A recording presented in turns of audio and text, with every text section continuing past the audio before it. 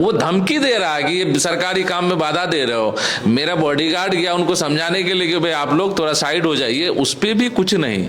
तब लास्ट में मैं आया, मैं कहा भाई ये क्या मोनोपोली चल रहा है, बच्चे एग्जाम देने जा रहे हैं, आप इस तरह रोड में नहीं कर सकते हैं। अधिकार किसी को दे रखा है कि आप रोड को जाम करके आप जो है कोई काम कीजिएगा। हम 5 के अलावा विपक्ष में कौन है? आज वो 35 है ना, 35 में एक दिन भी देख लीजिए क्या वो लोग हर दिन 35 में 5 लोग आते हैं, अपनी अपनी बातों को रख लिया, फिर निकल जाते हैं चाय नाश्ता करने के लिए। उप मुख्यमंत्री से जो है अख्तर साहब मिलने के लिए गए थे, कई मुखिया लोग थे उनके साथ, तो वो लोग मिले हैं, उन लोगों की बात भी हुई है। अभी हारने की जरूरत नहीं है, जिस तरह से आप लोग डटे हुए थे आप लोग डटे हुए रहिए। विधानसभा इलेक्शन से पहले कि हम लोगों को शामिल कर लीजिए, अगर शामिल कर लेता तो आज ये नौबत नहीं आती। जब आपने शामिल नहीं किया तो अब आप मेरे साथ आ जाइए, हम आपको शामिल करने के लिए तैयार हैं। विपक्ष में अगर रेगुलर कोई बैठा हुआ मिलेगा तो वो MIM वाले ही मिलेंगे, उसके अलावा कोई नहीं है। विपक्ष में अगर कोई आवाज उठाता है, कोई मांग का अगर घोषणा करता है तो वो MIM वाले ही होंगे, उसके अलावा कोई नहीं।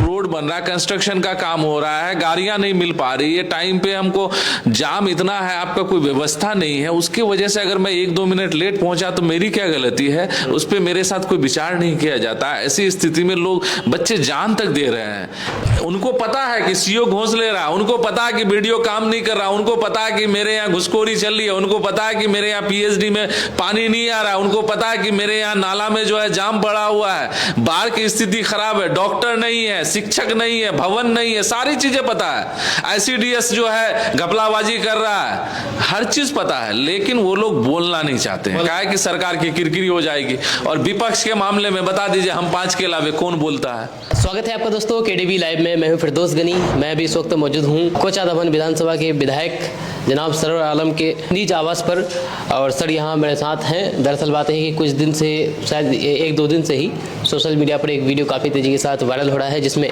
विधायक जी एक ट्रैक्टर चालक को हरकाते हुए नजर आ रहे हैं, जूता पीटने के बारे में बातें कही जा रही है। इन चीज़ों को लेकर बात करेंगे, और भी कुछ मुद्दे हैं जिस पर हम बात करना चाहेंगे। अभी विधानसभा सत्र भी चल रहा है और आज सर भी निकल भी रहे हैं। सर आपका बहुत बहुत स्वागत है। बहुत बहुत स्वागत है भाई। क्या हुआ था? नहीं, आपने जो कहा कि जूता पीटने की, एक ट्रैक्टर चालक, सबसे बड़ी बात तो दुर्भाग्य की बात यह है कि वो कोई ट्रैक्टर चालक या कोई काम करने वाला, एक्चुअली वहाँ पे बिजली का पोल गाड़ा जा रहा था, जो अभी आप देख रहे हैं रास्ते में नया जो है बिजली का पोल गाड़ा जा रहा है, और वहाँ पे पोल गाड़ने का काम कर रहा था, पूरे रोड को जाम करके।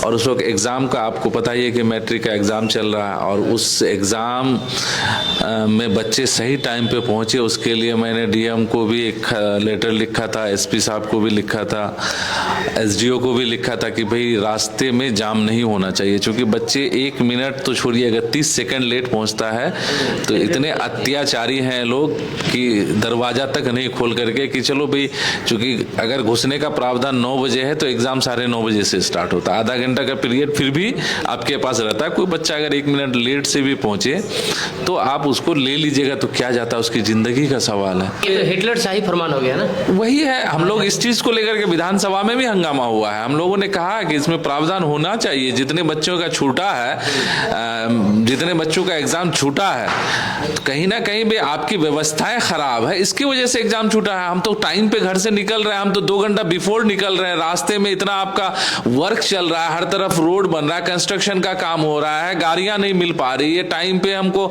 जाम इतना है, आपका कोई व्यवस्था नहीं है, उसकी वजह से अगर मैं 1-2 मिनट लेट पहुंचा तो मेरी क्या गलती है? उस पर मेरे साथ कोई विचार नहीं किया जाता। ऐसी स्थिति में लोग बच्चे जान तक दे रहे हैं, क्यों ना दे भाई? जिंदगी, कई बच्चे गलत कदम उठा, एक तो भाई बच्चे ड्रॉप आउट भी इससे हो जाता है, बच्चे के आगे पढ़ने की इच्छा नहीं होती है, तो उसके भविष्य को आप खत्म कर रहे हैं। ऐसी स्थिति में जब हम कल देखे कि भाई यही हो रहा है, रोड को जाम करके कुछ गाड़ी वाले थे, उनको बोल रहा है कि भैया हम लोगों को जाने दीजिए, हम लोग जल्दी लेट हो रहे हैं, तो उल्टे बिजली के जो कर्मी थे वो लोग कह रहे हैं कि तुम लोग नहीं जानते हो सरकारी काम चल रहा है, सरकारी काम में बाधा डालोगे। उसमें आप वीडियो में अब देखिएगा, एक आदमी बोल रहा है, उसकी आवाज भी उसमें कैप्चर हुआ, उस वीडियो में मैं सुना हूँ, वो धमकी दे रहा है कि ये सरकारी काम में बाधा दे रहे हो। मेरा बॉडीगार्ड गया उनको समझाने के लिए कि भाई आप लोग थोड़ा साइड हो जाइए, उस पे भी कुछ नहीं। तब लास्ट में मैं आया, मैं कहा भाई ये क्या मोनोपोली चल रहा है, बच्चे एग्जाम देने जा रहे हैं, आप इस तरह रोड में नहीं कर सकते हैं।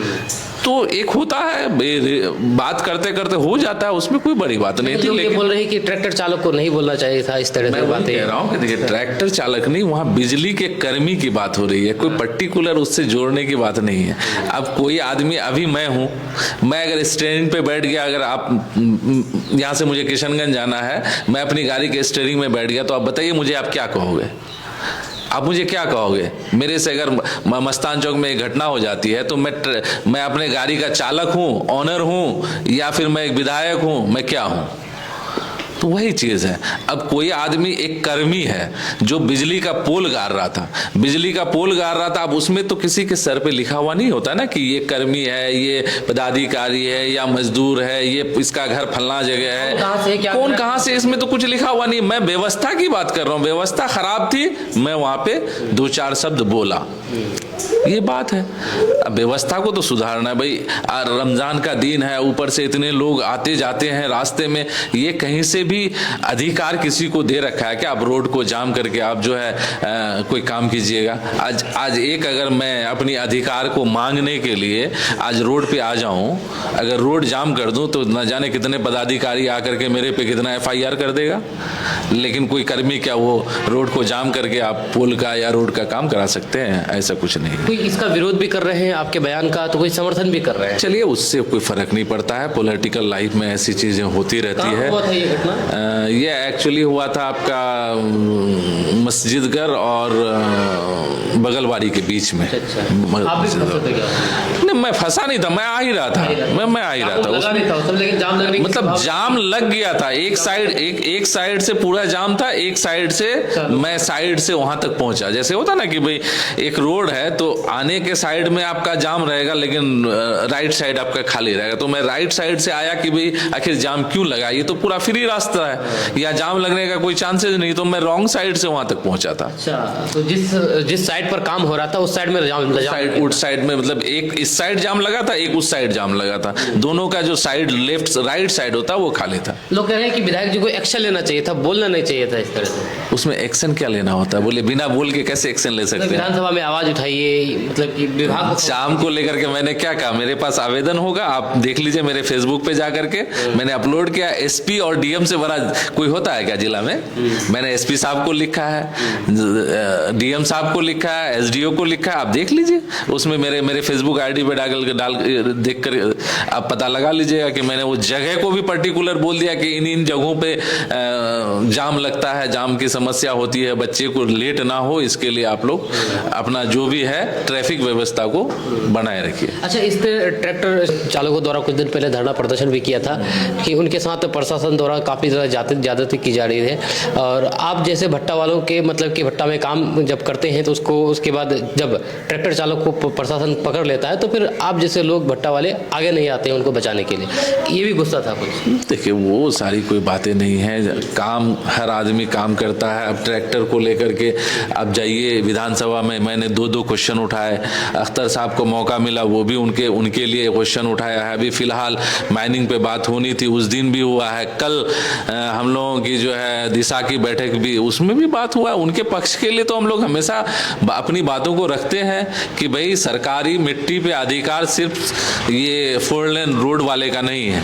मैंने तो यहाँ तक कहा कि जिस प्रावधान से ये 4 लेन वाले मिट्टी काट रहे हैं, उसी प्रावधान से यहाँ के गरीब लोग भी उस मिट्टी को उठाना चाहते हैं। आप बता दीजिए कैसे वो लोग उठाए अपने घर के मिट्टी को, अपने घर का जो फाउंडेशन उसको कैसे तोपे, अपने काम के लिए कैसे लेके आए। तो उसमें ऐसा कुछ नहीं, हम लोगों ने हर तरह से हर मुमकिन उन लोगों के साथ देने के लिए ये विधानसभा में भी क्वेश्चन उठा है, विधानसभा के बाहर भी हम लोग बहुत सारे लोग अपना घर बनाते समय फाउंडेशन करके छोड़ दिए हैं क्योंकि मिट्टी नहीं मिल पा रही है। इस तरह से जो एक्शन हो रहा है तो कोई ट्रैक्टर वाले आगे नहीं आ रहे हैं, क्या करें लोग? एक्चुअली उसमें एक प्रावधान है, एक छोटी सी प्रक्रिया है जो नहीं होना चाहिए था, दुर्भाग्य है लेकिन है, कि अगर कोई घर वाला अपने घर के लिए फाउंडेशन के लिए मिट्टी तोपना चाहता है तो आपको एक एप्लीकेशन लिखना है। एक एप्लीकेशन लिख करके माइनिंग ऑफिस में आपको सबमिट करना है, मतलब सबमिट क्या, माइनिंग ऑफिस जाना है, एक रिसीविंग लेकर के आ जाना है कि हम जो है फला जगह से फला ट्रैक्टर रहेगा, वो मिट्टी काट करके हम यहाँ तक अपना घर की तोपाई करेंगे। अच्छा, विधानसभा में आप मतलब कि जा रहे हैं और वहाँ पर आवाज़ भी उठा रहे हैं कई सारे मुद्दों को लेकर के। मेन किन मुद्दों को लेकर के आपका फोकस है विधानसभा में? देखिए, हमारे यहाँ बहुत सारी चीज़ें हैं। रोड की कमी है। मैंने उस दिन कहा है कि 2017 में टूटी हुई रोडें अब तक नहीं बन पाई है। 2017 में जो है पुल टूट गया, वो अब तक नहीं बन पाया है। हमारे यहाँ शिक्षा व्यवस्था जो है, शिक्षा की व्यवस्थाएं ठीक नहीं है। हमारे यहाँ बीएड कॉलेज नहीं है। हमारे यहाँ डिग्री कॉलेज अब खुलने जा रहा है। हमारे यहाँ मेडिकल में अच्छा प्रावधान नहीं है। मेडिकल कॉलेज के लिए कितने दिनों से जगह की चिन्हित कराने के लिए हम लोगों ने मांग भी किया है, सरकार को लिखा भी है। तो हमारे यहाँ तो सीमांचल में सबसे, अगर आप गरीब अगर देखें डिस्ट्रिक्ट, तो हमारा किशनगंज है। अगर प्रति व्यक्ति आय देखें तो सबसे कम है। तो इसीलिए यहाँ तो बहुत सारी चीज़ों की ज़रूरत है। हमारे यहाँ पलायन हो रहा है, फैक्ट्री नहीं है, बहुत सारी चीज़ें हैं। पानी में आयरन है, आए दिन कैंसर का पेशेंट बढ़ रहा है। तो ये सारी डिमांडें हम लोगों की तरफ से विधानसभा में रखा जाता है, क्योंकि हम लोग 5 विधायक हैं, वक्त कम मिलता है। और वक्त कम, उस कम वक्त में भी हम लोग अपने क्षेत्र का जितना मुद्दा होता है अल्हम्दुलिल्लाह बारी बारी से बांट करके 5 विधायक उठाने का काम करते हैं। सैनिक कैंप को मामला देखा जाए तो अब वहाँ के लोग, स्थानीय लोग हार रहे हैं। इस चीज़ को देखा जाए तो बहुत सारे लोग बोल भी रहे हैं क्योंकि प्रशासन लगातार जा रहे हैं वहाँ पर और जमीन लेने की प्रक्रिया में लगे हुए हैं।